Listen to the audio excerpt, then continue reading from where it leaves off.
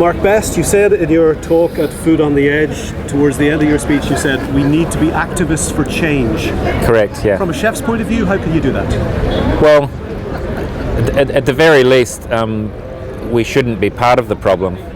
I think that was the gist of my speech. We understand that corporations are there to make money. I mean, they're not there to feed us, really. Their only responsibility is to their shareholders and to provide dividends consistently. But we shouldn't be contracting our voices to suit their needs, and we should be out there and creating change and creating viable alternatives and supporting the food industry and supporting genetic diversity in our food chains and looking after our food security. I mean, that's what we do best. Work with our farmers and producers and support them and create food chains that are going to last for many generations.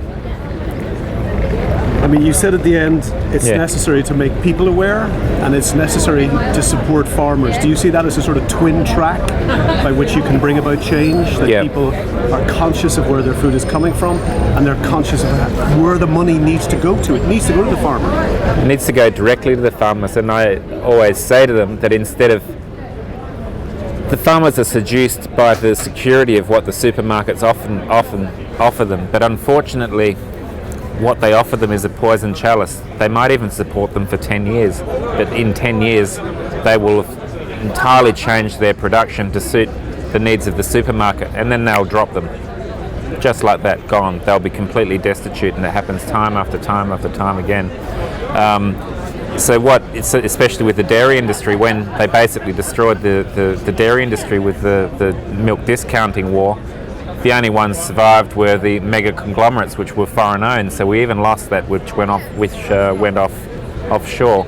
But the ones that did remain and that we support, are local milk producers who provide small quality co-ops who value add to their product, and it's just not a generic milk product. They say this is special. This is part of this land, this terroir. It's higher milk fat. These are our cows. This is the special quality of this milk.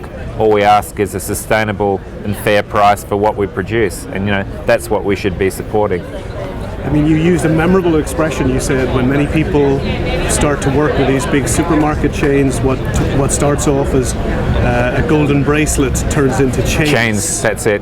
Yeah, absolutely, and that's where people get on board. I mean, as I said in the example of the lettuce producers, there were 12 lettuce producers, and then gradually they were whittled down to 2, and then one of the lettuce producers can only grow one variety of lettuce. And he has to, by contract, grow to the maximum potential order of the supermarket. But in fact, rarely do they ever order that maximum amount. But if they should, and he can't provide it, he's in danger of losing his contract and all the infrastructure and investment that he's put into that. So what happens is he will sell part of that ore to the supermarket, and then by contract again, he has to destroy the rest. He's not allowed to unsell it.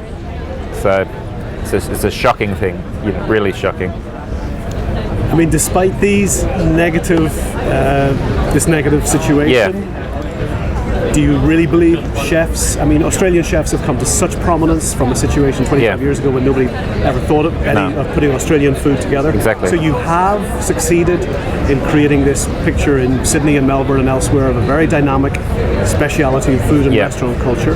The future for that is good? The future for that is very good. I guess I'm talking more for the general well-being of the Australian public, and this type of thing does impact on the hospitality industry as well.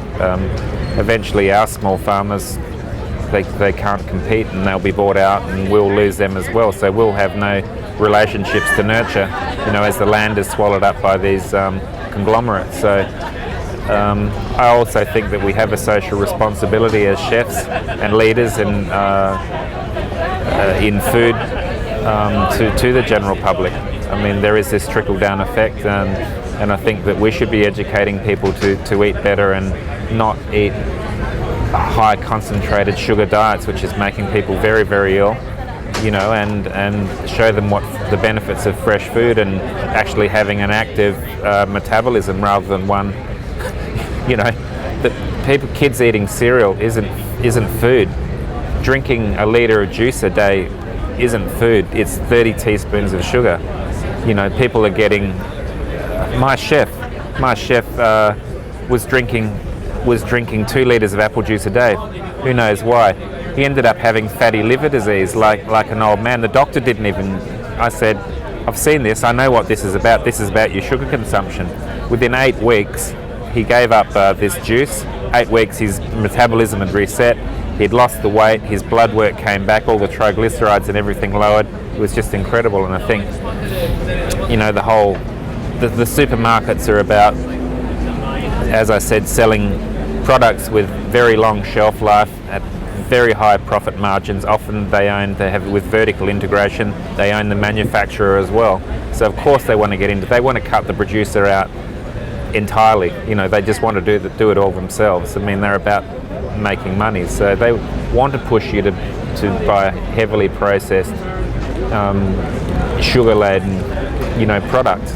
And it's just not healthy for the nation or anything. We got kids out there that are obese, they're at 10 years old and little roly-polies rolling around, sucking on carbonated drinks and drinking 1.5 litre juices, thinking they're doing the healthy thing. So it's things like that I'm aware of, and I know, and I just would like to, promote that sort of message.